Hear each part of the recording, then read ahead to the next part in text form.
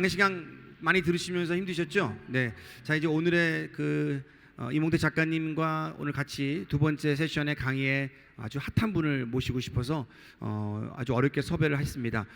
저한테는 개그맨 선배님이시고요. 아시겠지만 어떻게 보면 오늘 저희 이야기에 가장 화두에 맞는 분이 아닌가라는 생각이 들어서 여러분의 많은 관심과 또 많은 또 혹시 질문이 있으시면 편하게 질문도 하시면서 이야기를 나눴으면 좋겠습니다. 저한테는 정말 존경하는 선배님이시고요. 우리 이 선배님 때문에 제가 개그를 시작하게 되었습니다. 저희들한테는 모두 다가 어떻게 보면 은인이시고 은사이신 영원한 선배님, 여러분 뜨거운 박수로 개그맨 전유성 선배님을 모시겠습니다. 어서 오십시오.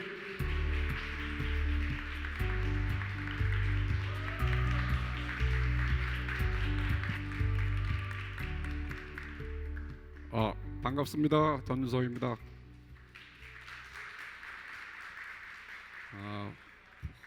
보통 얘기할 때 앉아서 얘기하는데 나이를 먹어가지고 1시간 동안 버틸 수 있을지 모르겠는데 반갑습니다.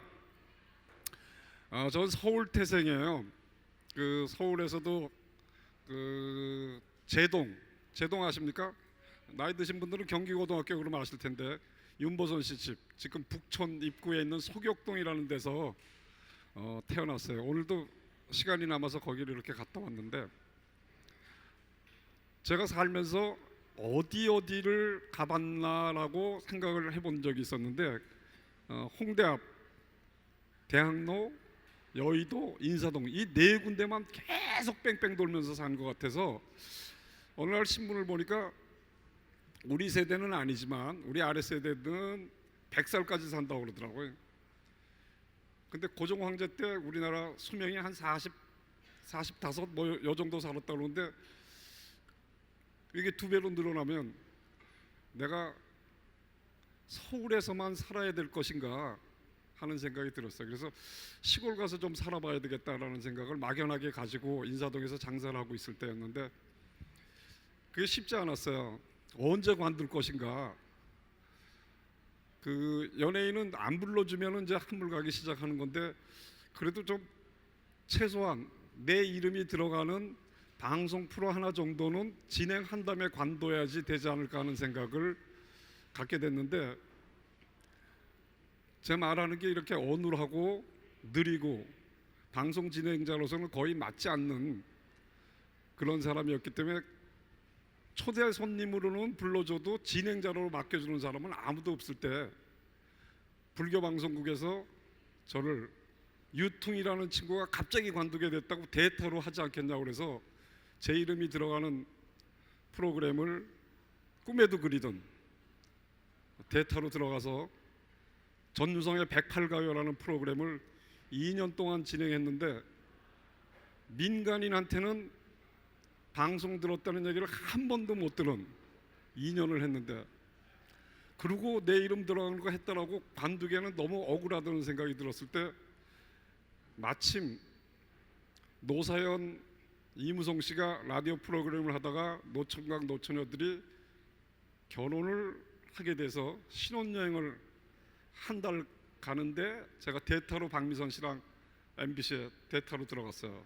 그때 갈 때만 해도 아니 무슨 신혼여행을 한 달씩이나 가 그랬는데 MBC는 3일 방송을 했다니 하니까 들었다는 사람들이 무지무지하게 많은 겁니다. 그래서 이왕 가는 신혼여행 늦게 가는 거 한 6개월이나 1년 갔다가 오지 뭐 이런 생각이 들 정도로 그래서 그 친구들이 돌아와서 또 관두고 있을 때 특급작전이라는 교통정보 프로그램을 김은국이가 진행을 하다가 금요일 되면 꼭 그 얘기해요. 금요일날 음주단속 침하니까 여러분들 조심하라고. 마지막 멘트를 그렇게 끝낸 김은국이가 2시간 뒤에 음주운전에 걸려가지고 지가 걸려서 관두게 될 때 또 제가 대타로 들어가서 한 3개월을 하고 있었어요.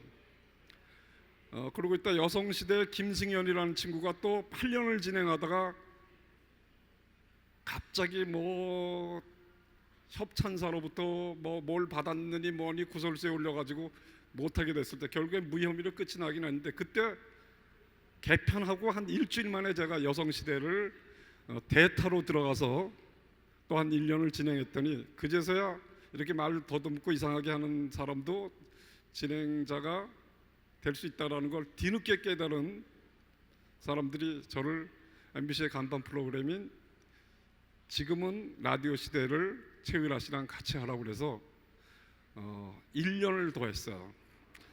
그 2년 한 거잖아 합쳐서. 2년은 좀 아쉬운 듯해서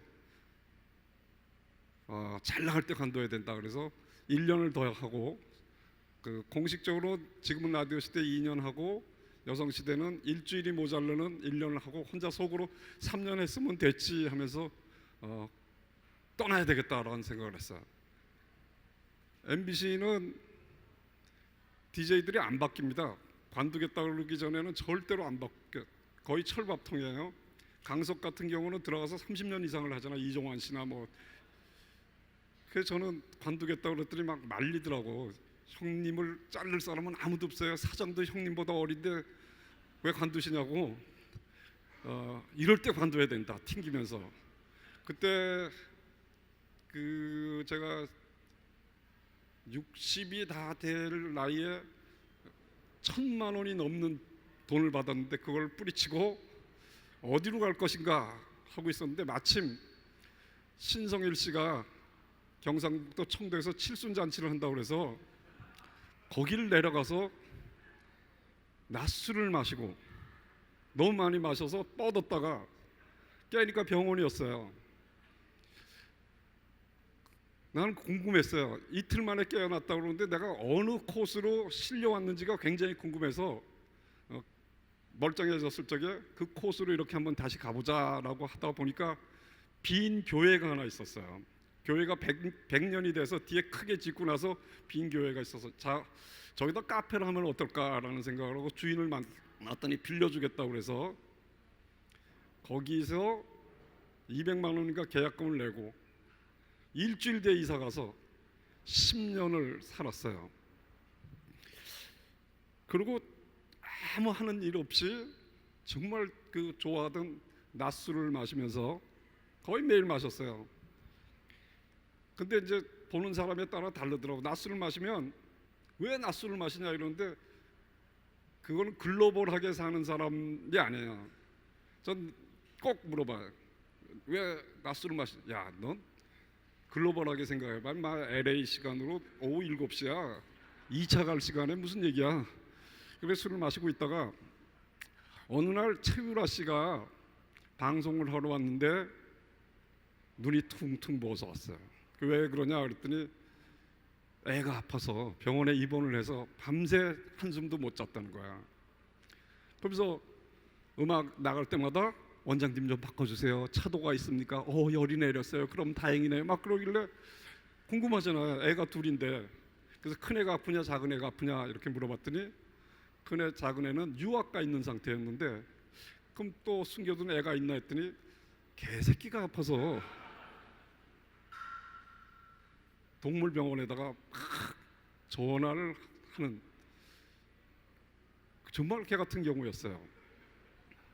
그러고 있다가 제가 한 2달쯤 있다 황간이라는 데 공연을 갔다가 시간이 남아서 뒷산 길을 이렇게 걸어가는데 다리 다친 고양이 한 마리가 제 앞으로 이렇게 나왔는데 그게 생후 한 2주일 정도 된 고양이라고 그래요. 고양이들이 되게 보면 사람을 보면 도망가는데 얘는 낑낑대면서 이렇게 걸어 나왔는데 다리를 다쳤더라고. 앞다리를.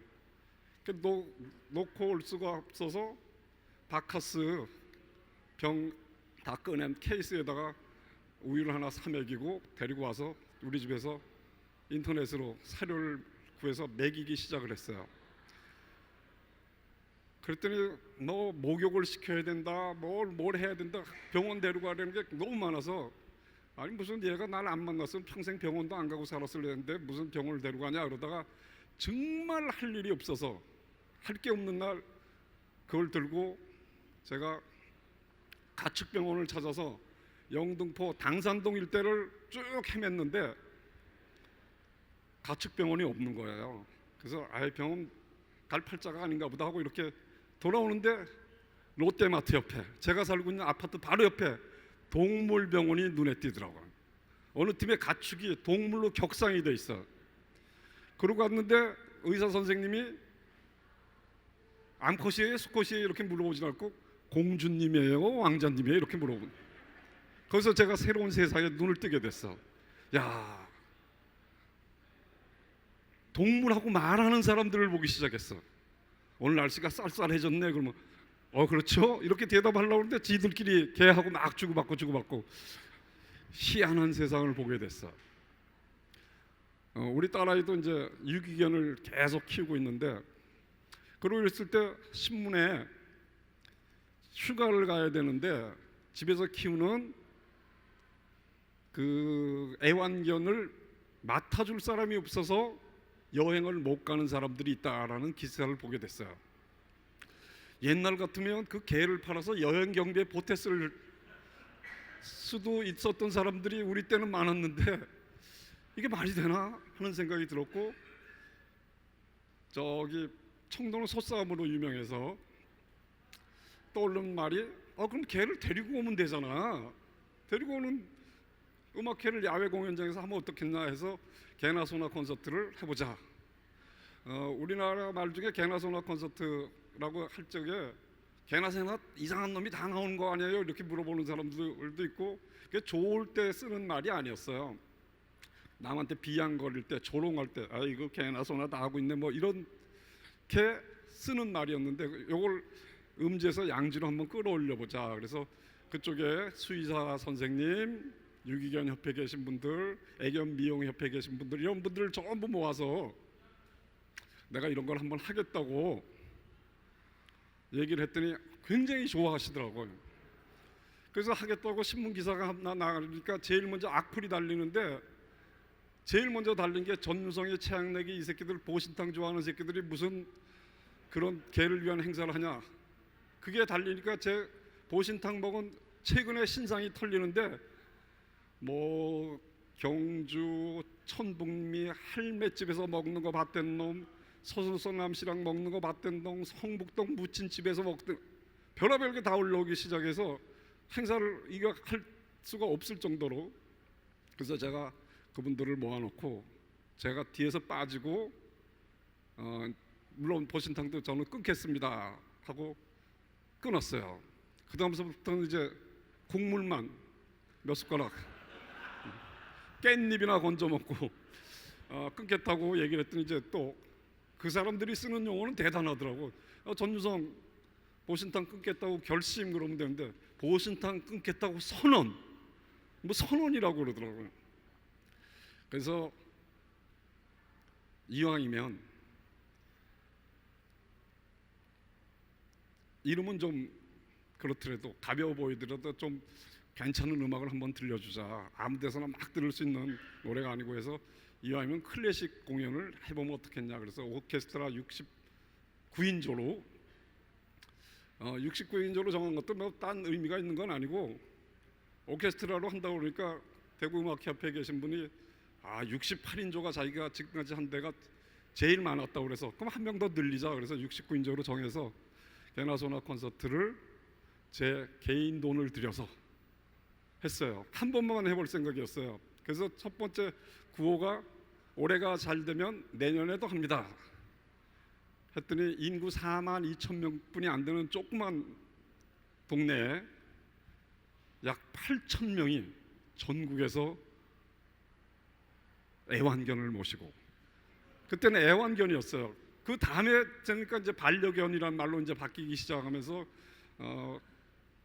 어마어마하게 많은 사람들이 와서 대단히 성공적으로 끝나서 할 수 없이 약속을 했기 때문에 작년이 잘 돼서 올해도 합니다 해서 두 번째를 했더니 3회째서부터는 군에서 예산을 주기 시작을 해서 규모가 조금 더 커지고, 3회째 하려고 그럴 때는 그걸 하려고 그럴 적에 그 아버지한테 사업자금 안 대준다고 아버지를 팬놈 기사가 났어요.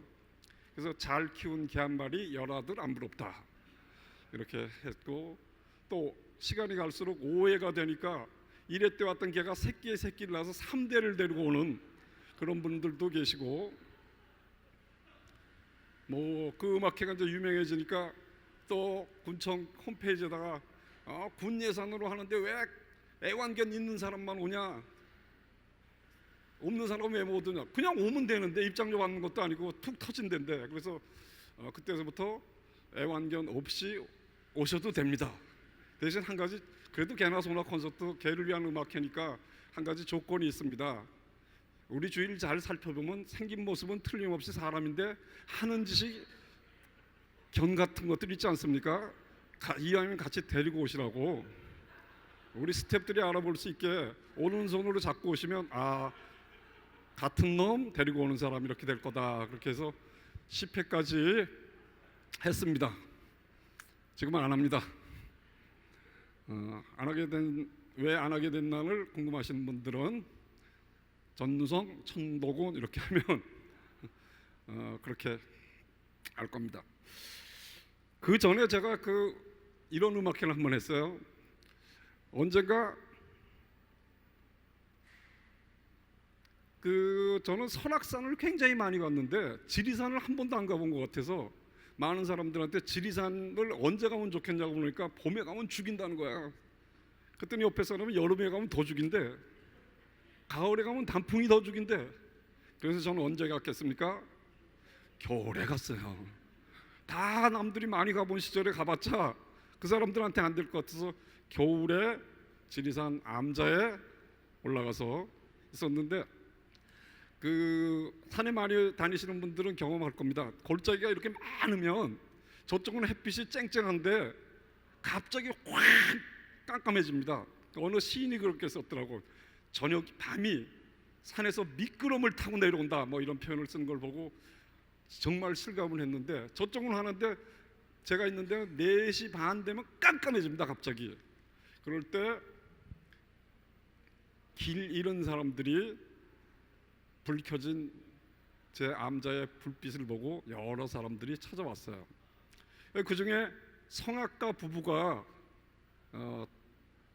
왔어요. 거기가 예전에 최후에 빨치산이 살았던 동네였대더라. 뭐 그런 것 때문에 뭐 지금은 흔적도 없는데 그것 때문에 사람들이 이제 많이 오고 했는데, 그 성악가들이 찾아왔어요. 근데 저는 서러벌예술대학교를 나왔기 때문에 성악가가 내 주위에 있을 법한데 아무도 없고 대중 가수들만 제 주위에 많아서 너무 재미나는 인연인 것 같아서 우리 서울 가서도 계속 만납시다 하고 이제 만나기 시작을 했는데, 저는 정말 궁금했던 걸 몇 가지 물어봤어요. 첫 번째, 니네 노래방 가서도 거기서도 뭐 이런 거 부르냐? 그랬더니 그런 사람들도 있고 아닌 사람들도 있다. 두 번째 궁금한 거, 태교 음악에 클래식이 좋다고 그래서 엄마들이 음악을 들려주는데 그 아이들이 막상 세상에 나오면 정말 괜찮은 음악 하는 데는 왜 애들을 못 데리고 들어오게 하냐? 7세 미만은 못 들어오게 해요. 그랬더니 애들이 떠들까 봐 그렇대요. 야, 한 번도 들여보낸 적이 없는데 떠드는지 안 떠드는지 어떻게 하냐? 한번 데리고 들어오게 해보자. 음악회 이름을 아예 이렇게 지어보자. 어린이가 떠들어도 화내지 않는 음악회. 그래서 한번 해보기로 했어요.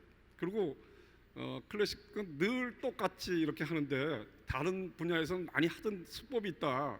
그냥 클래식에서 한번 해보자. 성악가들 뭐냐면 갑자기 불을 꺼지는 거야. 갑자기.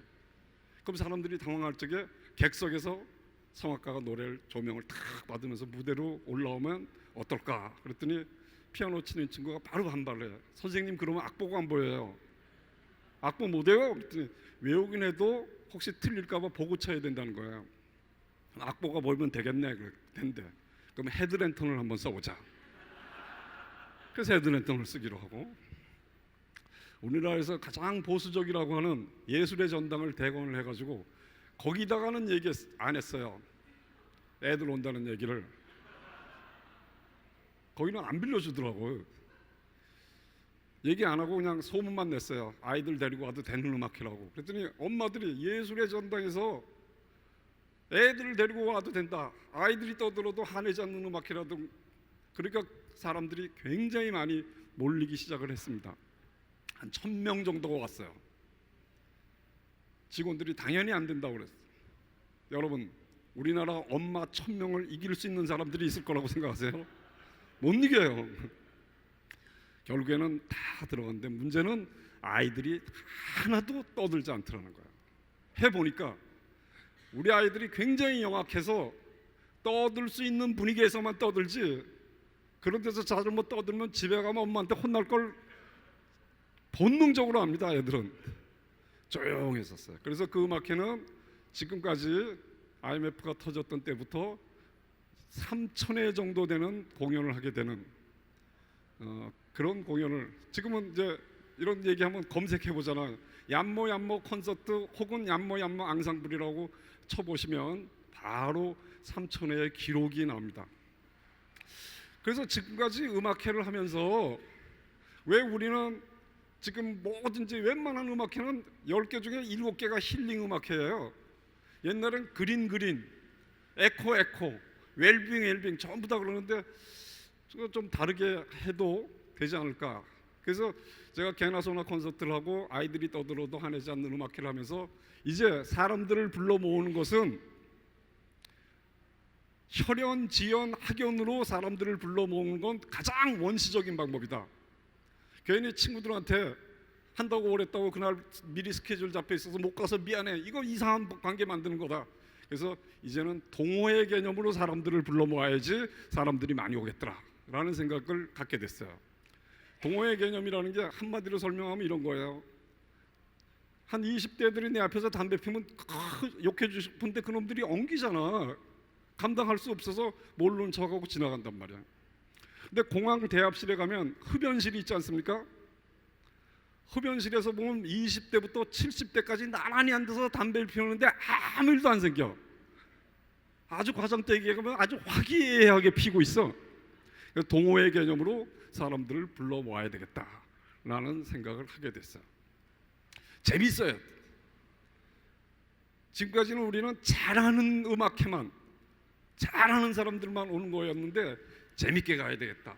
그랬더니 부산에서도 우리 음악회 한번 만듭시다. 그래서 제 딸아이가 임신을 하고 있을 적에 모유수유에 대한 걸 막 검색하는 걸 보고 모유수유에 대하여 궁금한 임산부를 위한 음악회 이름을 붙였더니 여성병원이라는 데서 마침 원장님이 첼로 하시는 분인데 부산에 그분이 840장을 다 사서 자기네 병원에 오는 임산부들, 내원하시는 분들만 다 모아놓고 질문하고 주고받고 하는 음악회를 하게 됐고, 그랬더니 암 환자 가족을 위한 음악회를 해줄 수 없느냐고 저쪽에서 요청이 들어와서 대동병원에서 그 음악회를 했고, 그래서 이제 그런 거 재미가 들리니까 별걸 다 하고 싶더라고. 임플란트가 비싸다고 생각하는 사람들을 위한 음악회 뭐 이런 것도 해보고 싶고, 담배 끊은 지 3개월 만에 다시 필까 말까 고민하는 사람들만을 위한 음악회, 또 클래식을 들으면 잠이 온다라고 하는 사람들이 있어요. 그러면 자잔 말이야. 벽에 같은 거 가지고 와서, 그래서 잠자는 콘서트 이런 것도 나는 할 수 있지 않을까 이렇게 생각을 하고, 언젠가는 저는 그거 꼭 해볼 생각을 하고, 그러고 있을 때 경주에서도 우리 뭐 하나 합시다. 그래서 갔더니 경주하고 포항 출신 성악가들만 모여서 음악회를 하나 하고 싶대. 그래서 제가 이렇게 들어보니까 그분들이 노래를 잘 하는데 제가 제일 먼저 질문했던 게 노래방 가서도 가요 부르냐 거기서도 성악곡만 부르냐 해서, 야 그러면 성악가들이 가요를 한번 불러보면 어떻겠니? 그래서 성악가가 부르는 가요 60년 해서 그걸 하자고 했는데, 성악가들이 이렇게 보면 뒤에 많이 쓰죠. 어디 학교를 나오고 뭘 하고 어쩌고, 그 되게 뒤에 보면 10중 8구는 다 선생님이야. 겸임교수, 시간 강사, 조교수 뭐 다. 그래서 내가 생각할 때, 내가 공부 못했던 사람으로서 얘기할 때 선생님들 모여있는 데는 정말 재미없는 일이. 나는 개인적으로 학교 가기 싫었던 게 학교가 싫었던 것보다 학교에 있는 선생님이 싫어서 가기 싫었던 적이 훨씬 많았던 사람인데, 선생님들만 다 나오면 뭐가 재밌겠니? 이거 쓰지 말자. 딴 데는 쓰대. 그래서 우리는 최초 학력을 쓰기로 했어요.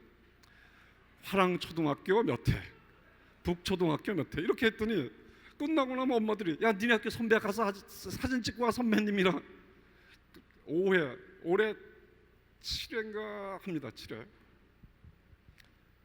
그 예산 따주던 도의원 당이 바뀌어가지고 올해는 예산이 안 나온다고 걱정들을 하는데 어쨌든 우리 식으로 합니다. 그래서 했더니 최초 학력을 써놓으니까 또 그걸 가지고 사람들이 재밌어하더라. 그러니까 제가 느낀 거는 지금까지 우리의 고정관념은 음식점이 음식이 맛있으면 무조건 온다 해서 음식 맛이 좀 덜하더라도 재미나는 사연이 있는 집을 사람들이 찾는 사람들도 많이 졌어. 청도에 추어탕이 유명합니다. 그 추어탕 거리가 있습니다. 역 앞에. 거기 제일 테이블 많은 데가 한 6개인가 있을 거예요. 4개짜리가 제일 많고. 그 할머니들이 이렇게 해서 유명하게 만들었지만 실제로 그 할머니들은 돈을 못 벌어요. 청도에 추어탕이 유명하다고 해서 왔지만 관광버스가 와서 50명씩 40명씩 내리면 들어갈 데가 없어. 그 앞에 세워진 2층 3층짜리에 전부 주차장 있는 데로 가니까 그거는 그거대로 돈을 벌더라고요. 그래서 그런 것들이 바뀌어져야 되는 고정관념이 아닌가 이런 생각을 했어요. 언젠가 인사동에 있을 적에 채베코라는 가수가 어렸을 때 꿈이 화가였대요. 화가냐 가수냐 막 갈등하다가 가수부터 하고, 그래도 그 꿈을 버리지 못하고 틈틈이 모아뒀던 그림 전시회를 인사동의 공화랑이라는 데서 하게 됐어요. 가서 봤더니 화한들이 들어왔는데 전부 전시를 축하합니다, 축하합니다, 축하합니다, 축하합니다, 축하합니다 이거 딱 들었는데, 혹시 여러분들 큐라는 노래 아십니까? 너를 마지막으로 나의 인생은 끝이 났다, 타타타, 킬리만자로의 표본 가사를 쓴 양인자 씨가 보낸 화환에는 전시를 축하합니다라는 말이 하나 안 써 있고, 채보커 씨 정말 근사한 일이네요 이렇게 하나 써 있어. 그 수백 개가 왔는데 딱 눈에 띄는 거야. 이왕 보내는 거 눈에 띄게 보내야 되지 않을까라는 생각이 들어서 그때서부터 제가 아시는 분이 돌아가시면 삼가 고인의 명복을 빕니다라는 말을 쓰지 말아야 되겠다. 그러고 있을 때 제 친구 어머님이 돌아가셨어. 그래서 니네 엄마 오이지 정말 맛있었는데 이거 한마디 썼. 사람들이 제가 보낸 화환을 다 기억을 해. 거기 온 사람들은. 그 친구 아버지가 돌아가셨어. 대학교 때 집에 아무도 없다고 여자애들 데리고 놀러 오라고 그래서 여자애들 데리고 놀러 갔다가 니네 아버지가 문 열어줘서 깜짝 놀란 게 벌써 40년 전이구나 이렇게 편지처럼 크게 써. 그 친구가 야 그거 아직도 기억하니 울면서. 그래서 비즈니스 때문에 알게 된 사람이더라도 아프시다가 돌아가신 분들한테 거기서는 아프지 마세요. 진심으로 가슴 아픕니다. 또 우리 후배들 오면 어머니 아버지 돌아가셨다고 연락 오면 내가 거기 있었으면 손을 꼭 잡아줬을 텐데 뭐 멀리 떨어져 있구나 이렇게 진짜 내 얘기를 쓰기 시작하니까 사람들이 제 거를 이렇게 기억을. 여러분들도 조화를 보내는데 이왕이면 기억하게 보내야 되지 않을까 하는 생각이. 그건 돈 드는 일이 아니잖아. 생각만 조금 투자하면 되는 거야. 언젠가 결혼식을 이렇게 가서 보는데 제가 사회도 보고 주례까지 이렇게 보게 되니까 너무 이상한 결혼식에 우리가 참석을 하고 있다는 생각이 들었어요. 최소한 우리가 결혼식에 참석을 해서 그 신랑 신부가 그날의 주인공이라고 하는데 두 사람이 어디서 만났는지 어떻게 알게 됐는지 앞으로 어떻게 살겠다는 각오 한번 들어보지 않는 이상한 결혼식에 참석을 하게 되고, 청첩장의 문란만 봐도 그것만 그대로 해석하면 얘네들이 깜깜한 데서 결혼식을 하나 싶어. 부디 참석하셔서 자리를 빛내주시면 감사하겠습니다. 이게 촛불을 들고 가야 되나? 그래서 저는 후배들한테 결혼식 한다 그러면, 개그맨 후배들 한다 그러면 처음에 돈을 이렇게 갖다 주니까 나보다 돈을 더 많이 버는 애들이 더 많이 내. 제일 선배가 내가 5만 원을 냈는데 20만 원 내는 걸 보면 정말 존심 상하더라고요. 그래서 좀 이 사람들이 오래 간직할 만한 걸 줘야 되겠다라는 생각이 들어서 제가 마침 인사동에 있으니까 서각하시는 분들이 많아서 7만 원을 주면 문패를 만들어줘. 그래서 문패를 만들어주기 시작을 했어요. 교회 다니는 애들은 굳건한 반석 위에 두 사람 그 이름 써주고, 늘 푸른 소나무처럼. 이게 내가 제일 먼저 썼던 것 같아. 그래서 후배들한테 이렇게 야 몇 년이 지나니까 이혼한 애가 야, 문패를 어떻게 했을까? 경실이한테 물어본다는 게 아직 한 번도 못 실례일 것 같기도 하고. 그래서 문패를 해주는 것도 너무 오래 하니까 식상한 것 같아서 김지선이가 결혼을 한다고 그래서 김지선이를 만났어. 그 남자애도 같이 만나서 두 사람이 어떻게 만났니? 앞으로 어떻게 살 각오를 가졌니? 해서 제가 청첩장을 만들어줬어요. 이쪽에 신랑 이야기, 이쪽에 신부 이야기, 두 사람의 얘기. 신혼여행은 어디로 갈 거고, 집들이는 언제 할 거고, 어떤 각오로 살겠다는 얘기를 제가 만들어서 청첩장을 선물을 했어요. 이렇게 다르게 하니까 그 다음서부터, 물론 그 전에도 청첩장을 본인들이 쓰는 사람이 많았지만 개그맨들, 가수들, 연예인들이 청첩장을 직접 만들기 시작을 하더라고요. 그러니까 여러분들의 자녀들이나 본인이 결혼을 한다고 그럴 적에 인쇄는 틀림없이 청첩장 전문으로 하는 데 가서 하되 문안만큼은 본인이 쓰는 게 여러분들 자녀나 여러분들의 결혼식을 오랫동안 기억하게 하는 청첩장이 될 거라고 저는 믿습니다. 아직 안 하신 분들 그렇게 하고 싶은 마음 없으세요? 대답이 다 했나? 자기 얘기인데 왜 거기 청첩장 인쇄가면 샘플로 써 있어요. 원앙 1, 2, 3 해갖고 거기서 골라가지고 쓸까? 그래서 올해 처음 개그맨 허한나 아세요? 허한나하고 오경주라고 우리 극단 출신의 개그맨이 두 사람이 결혼을 했는데 주례를 해달라고. 그래서 맨날 했던 거 하기가 좀 싫어서 있는데 마침 올해가 독립 100주년이 되는 해다. 그래서 청첩장이라고 이름 붙이지 말자, 좀 다르게 하자. 그래서 오경주 허한나 독립선언하는 날 이렇게 해가지고 독립선언서를 낭독하게 하자. 그래서 제가 허락해주는데 재판관 같은 옷을 입고 두 사람이 독립선언서 낭독을 했어요. 우리는 부모님으로부터 경제적으로 독립하겠습니다. 그럼 허한나가 옆에서 그러나 굳이 주겠다는 거 거절하지는 않겠습니다. 나이 드신 부모님께 우리 아이를 맡아달라고 절대로 부탁하지 않습니다.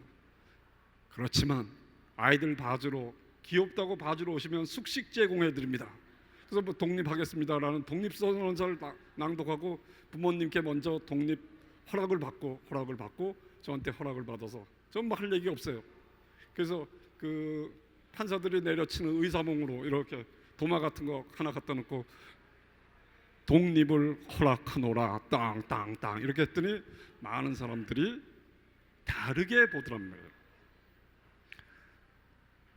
제가 30대에서부터 친구들 만나면 서울 토백인 친구들 이렇게 만나서 밤낮 하는 얘기가 노후 대책을 위해서 돈을 모으자, 돈을 벌어라, 돈 벌어야 돼, 돈 벌어야 돼.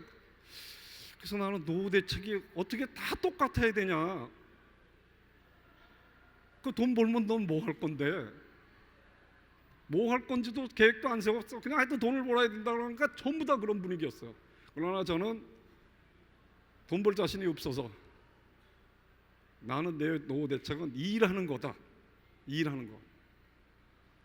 그걸 실제로 60이 넘어서 70이 다 돼서 이렇게 보니까 서울 토픽에서 중하위권으로 살던 사람들, 우리 친구들이 뭐 그런 동네 사람들이었는데 돈 버는 친구들이 실제로는 아무도 없더라고요.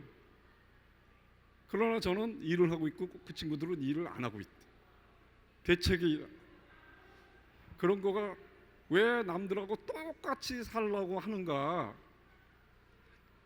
또 무슨 계획을 세우는 사람들 보면 벤치마킹 한다는 얘기들 많이 합니다. 벤치마킹을 내가 뭘 하려고 하는데 먼저 한 사람이 있어. 거기 가서 뭘 보고 배워서 하겠다는데 그 개념도 저는 바뀌어야 된다고 생각합니다. 벤치마킹이라는 건 내가 뭘 하려고 그러는데 혹시 딴 사람들이 하지 않았을까?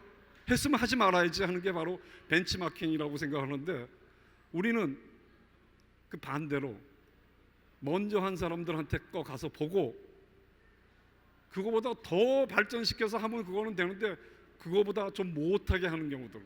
못할 수밖에 없어요. 벤치마킹은 이미 5년 전, 6년 전, 10년 전에 한 사람들과 가서 보면 아무리 직금해도 그거보다 앞장설 수가 없어. 똑같은 걸 하면. 저는 제 개인적으로 개그하는 사람으로서 개콘이 살아남고 재밌네 재미없네 하지만 개콘이 살아남고 MBC, SBS께 없어진 게 전부 개콘은 KBS 스타일의 코미디인데 나중에 만들면서 전부 개콘 스타일로 했기 때문에 없어졌다고 생각해요. 개콘하고 전혀 다르게 스타일로 하고 있는 게 코미디 빅리그는 지금도 살아남아서 계속 하고 있다. 달라야지. 근데 우리는 달라지는 걸 두려워하고 다르게 하려고 그러면 불안하고 남들이 뭐라 그럴까 봐 걱정하고 남들이 뭐라 그러는 거에 대한 간단한 에피소드가 있어요. 제가 연예인이 됐을 적에 우리 이년 선배가 저만 보면 연예인이 됐는데 방송 나오는 놈이 왜 잠바 쪼가리만 입고 다니고 티셔츠 바람으로 다니냐고 막 야단쳤어요. 양복 입으라고 볼 때마다 야단쳤어요. 마 연예인이 마 양복을 입어야지 넥타이를 메고.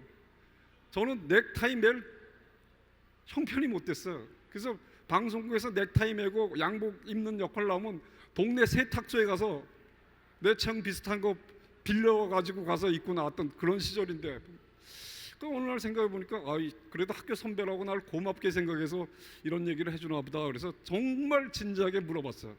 형님 혹시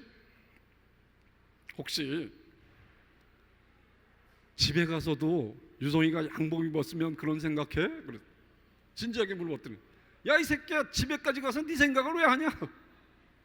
집에까지 가서는 안 하든. 그 나는 고정관념을 깬다라는 게 간단한 거라고 생각해요. 내가 뭘 하려고 했는데 남들이 뭐라고 그럴까 봐 못했던 거 그냥 시도하는 거, 그게 고정관념을 깨는 거라고 별거 없다라고 생각해요. 안 해보던 걸 이렇게 하려고 하면 많은 사람들이 이제는 좀 다른 각도로 보기 시작했는데 처음에는 그런 게 굉장히 견디기 힘들었지만 안 해놓고 그거하고 돈하고 꼭 연결짓지 않더라도 안 해놨던 거 성취하고 나면 아주 흐뭇합니다. 제가 개그맨 수입만 가지고 먹고 살기 힘들 시절에 내가 뭘 잘할 수 있을까?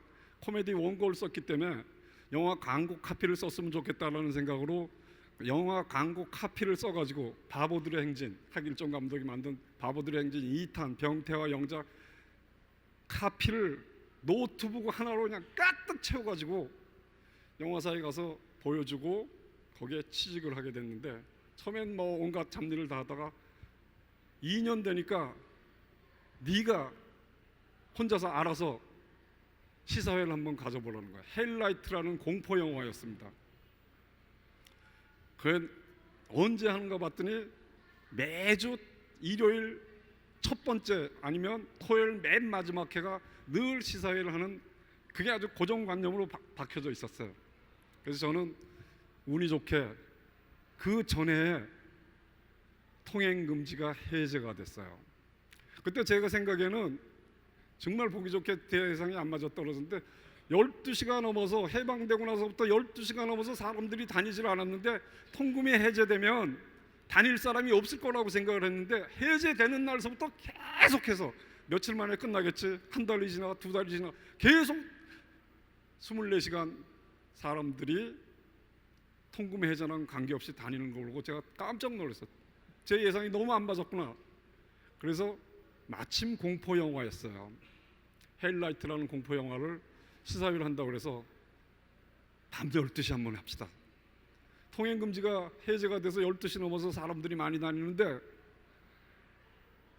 영화도 12시 넘어서 심야에 한번 해보자고 그랬더니 전무실에서 바로 저를 불러더니 야 이 새끼야 왜 쓸데없는 생각을 해가지고 사람 집에 또 일찍 못 들어가게 하냐고.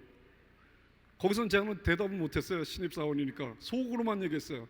넌 원래 술 처먹고 맨날 늦게 들어가는 새끼잖아. 속으로만, 겉으로는 얘기 못하고. 허리우드 극장에서 헬라이트 광고를 하면서 쌍쌍이 와야 됩니다. 심야 쌍쌍 공포 파티. 당신이 심야 극장의 첫 번째 관객이 되어 주십시오. 여러분들은 영화가 궁금해서 오겠지만 우리는 영화 끝나고 여러분들이 뭐 할지가 궁금합니다. 뭐 이렇게 카피를 써가지고. 근데 공포 영화를 하면 늘 쓰는 문구가 똑같아요. 임산부, 심장이 약한 사람들은 출입 금지. 그래서 저는 좀 다르게 했어요. 엘리베이터를 타고 가다가 갑자기 불이 꺼지면서 엘리베이터가 멈췄을 때 공포를 3이라고 한다면 이 영화는 13쯤 될 거다. 그러니까 읽어보고 이건 무서운가 보다.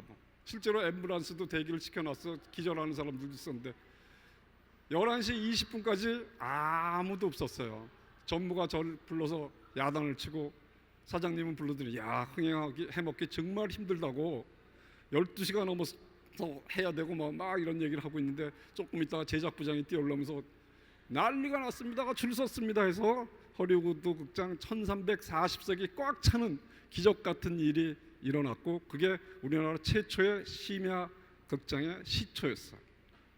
그래서 그것 때문에 제가 돈을 더 받았냐 그런 거 하나도 없어요. 그러나 가끔씩 시골 극장 지나가다 심야 극장이라고 써 있으면 굉장히 그걸 바라보면서 흐뭇한 그 기쁨은 돈하고도 바꿀 수 없다라고요.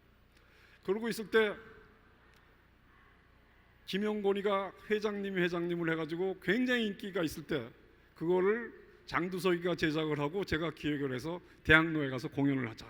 그래서 공연을 해서 대박이 났는데 그때 장두석이가 그 돈을 이제 다 가지고 관리를 다 하니까 야, 끝나고 술 한잔 해야지. 그런데 보링에 빠져가지고 형 한 게임만 매일 한 게임만 더 친다고 해서 보링장 끝낼 때까지 날 기다리게 했지.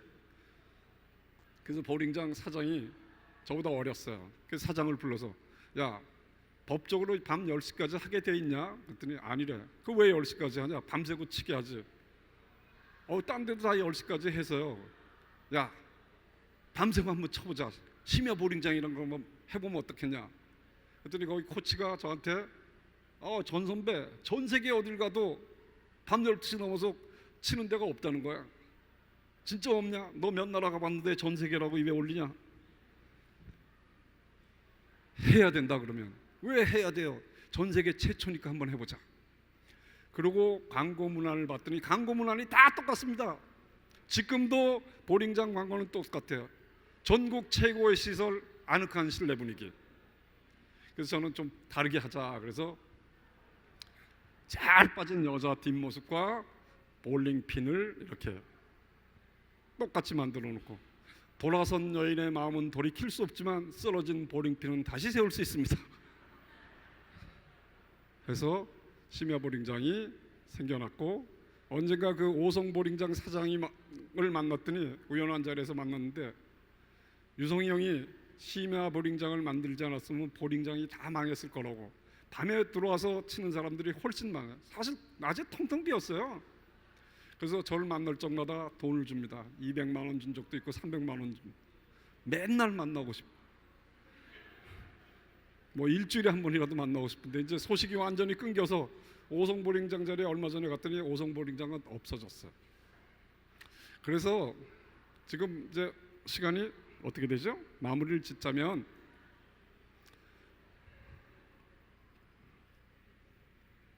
저는 세상을 좀 다르게 보는 사람들, 다르게 보는 걸 업으로 삼는 사람들이 우리 주위에 많이 있습니다. 똑같은 상황을 보는데 다르게 보는 거야. 그 사람들이 바로 시인들이라고 생각을 합니다. 그래서 저는 회의할 적에 반드시 만화가하고 시인들을 제 주위에 불러서 같이 회의를 하면 너무너무 제가 생각 못했던 아이디어들이 많이 나오는 걸 실험을 통해서 지금까지 경험을 통해서 많이 나오는 걸 많이 봤어요. 그걸 어떻게 잘 제가 정리해서 완성시켜 주는가, 그게 저는 관건이라고 생각을 해요. 똑같은 달을 보는데 인사동에 그 혹시 가보신 분 계신지 모르겠지만 박중식 시인이라고 된장예술이라고 그 시인은 보름달을 이렇게 봤는데 옆에 흰 구름이 떠 있더래요. 구둣끈을 묶고 다시 봤더니 흰 구름이 보름달을 딱 가리는 순간을 봤어. 하늘에 계란 후라이가 떠 있구나. 그 다음부터 계란 후라이를 보면 흰 구름이 가린 보름달로 보게 하고, 또 박경리 선생은 그 토질제가 20년 만에 다시 읽었는데 20년 만에 은고리 같은 초생딸이 소나무 위에 걸려있더라. 다르게 썼더라고. 보름달을 보면서 어떤 사람은, 어떤 시인은 야 저기 손잡이가 달려있으면 멋진 부채가 될 텐데 이렇게 쓴 사람이 있는가 하면, 이정록이라는 시인은 야 사람들아 왜 그렇게 바쁘게 댕기냐, 달은 윙크 한 번 하는데 한 달이 걸리더라 하는 순간 달이 윙크하는 걸로 보여주게 하는 놀라운 시점들이 우리 주위에 많이 있더란 말이에요. 그래서 저는 창의력을 키우는 가장 좋은 방법은 시집을 많이 읽는 거라고 저는 생각을 합니다. 똑같은 걸 바라보는데 너무너무 다르게. 제가 지리산 있었다고 그랬죠. 지리산에 가서 3개월 있으면서 천왕봉을 올라가려고 겨울에 막 하다 눈이 너무 많이 와서 실패했을 때, 부산 사는 제 후배 시인이 형님 같이 올라갑시다, 산악 시인인데 같이 올라갔는데 그날 밤에 봤더니 뱀사골 산장에서 자는데 전부 다 쓰레기 포대가 다 뜯어져 있어. 야 저게 뭐냐 그랬더니 그 멧돼지들이 눈이 많이 와서 먹을 게 없어서 쓰레기 포대를 저렇게 다 찢어 발견했다고. 산에 가서 멧돼지 내려왔다는 얘기를 들으면 여러분들은 어떤 생각이 드십니까? 저는 이런 생각 들었어요. 야 잡을 수 없니? 오늘도 내려오니? 그걸 뭐 어떻게 잡겠어? 따귀를 때려서 잡겠어? F킬러를 뿌려서 잡겠어? 그런 생각만 하면서 술을 마시고 아침에 딱 일어났는데 밤새 흰눈이 내려서 온 사방이 하얗게 덮였어. 저는 천왕봉을 올라간다고 해도 고생문이 훤한 길로 보이고 내려간다고 해도 고생문이 훤한 길로 보이는데, 그 친구가 아침밥을 먹고 천왕봉 올라가는 걸 포기하고 하산하기로 결정하고 딱 내려가 뭘 하나 끄적거리더니 문 앞에다 딱 붙여. 형님 이거 한번 읽어보이소. 그러는데 누가 멧돼지 밥상에 하얀 밥상볼을 덮었냐 이렇게 써놨더라. 내가 다 아는 말인데 내 눈에는 고생문이 훤한 걸로 보이고 그 친구 눈에는 하얀 밥상볼로 보이게 한 게 시인과 보통 사람들의 큰 다른 점이다라는 생각이 들어서, 내가 읽지 않더라도 그런 사람들이랑 친해지는 게 굉장히 창작하고 뭘 안 하던 거 해보는 거에 큰 도움이 된다 이런 생각이 들어요. 그래서 요즘에 뭘 해볼까 혼자 궁리하다 통일축제를 한번 해볼까 그런 생각을 했어요. 통일축제 그러면 보수다 뭐다 복잡한, 그렇게 복잡하지 말고 내가 살면서 제일 통일을 많이 해봤던 게 중국집에 가서 짜장면으로 통일하는 거 제일 많이 해본 것 같아. 그래서 점심을 짜장면으로 통일하자. 전국을 다니면서 댕기면 삼겹살이 지네 동네가 맛있다고 그러는 데가 많아. 제주는 제주대로 맛있다고 그러고, 지리산은 지리산, 진안 가면 진해가 제일 맛있다고, 김천 가면 김천이 맛있다고 그래. 그러면 저녁 때 안주는 삼겹살로 통일하자. 그리고 남자 여자 의상은 전부 치마로 통일하자. 그래서 전부 다 치마 입고, 시장님도 치마 입고 권사님도 치마 입고 전부 치마 입고, 없으면 빌려주고 해서 그런 통일 축제를 해봤으면 좋겠다라는 생각을 하고 있습니다. 문제는 남들이 좋은 아이디어를 내면 아유 저 좋은 것때 어떻게 생각했을까라고 생각하죠. 아이디어는 어떻게 생각하십니까? 그러면 저는 불만이라고 생각해요. 남들이 좋은 걸 했을 때 왜 나는 저런 생각을 못했을까? 정말 잠 못 자고 열받아야 된다고 저는 생각합니다. 오래간만에 서울에 왔는데 서울역에 이렇게 지나가면 지하철 타면 바가 있어요. 바 하나씩 들어갈 정. 거기에 홍삼 광고가 붙어 있어. 정관장 드신 분은 살살 미세요 써 있는 거야. 정관장에서 나한테 일을 안 줬는데도 왜 나는 저 생각을 못했나 밤새 끙끙 앓았어요. 정말 저걸 더 극복할 수 있는 카피가 없을까? 없어. 거의 아직까지는 없어. 그러고 있다가 부산 해수욕장에 놀러 갔는데 수영장 해수욕 하는데 바다에 이렇게 끝에 가면 부표가 떠 있죠. 부표가 이렇게 허연 것들이 떠 있는데 거기 아무것도 안 써 있어. 그래서 생명보험 들은 사람은 넘어가세요. 흥국생명 이런 거 하나 써놓으면 어떨까 하는 생각이 들면서 정관장에 대한 생각은 싹 없어졌어. 그렇게 해소했어. 그래서 불만을 가지고 그걸 극복할 수 있게끔 해보는 것, 이런 것들이 남이 안 해보던 것들을 찾는 거고 창의력을 키우는 첫 번째 길이다, 이렇게 생각을 하면서 제 얘기를 마치고 질문 있으시면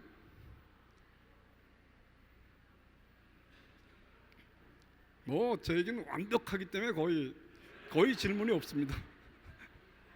네, 질문 없답니다. 아유, 다행입니다. 제가 학교를 세우면 교훈으로 꼭 쓰고 싶은 말이 선생님들한테 어려운 질문을 하지 마라, 이걸 교훈으로 쓰고 싶어요. 마칠까요? 네, 감사합니다. 네, 전유서 선생님께 다시 한번 큰 박수 부탁드립니다.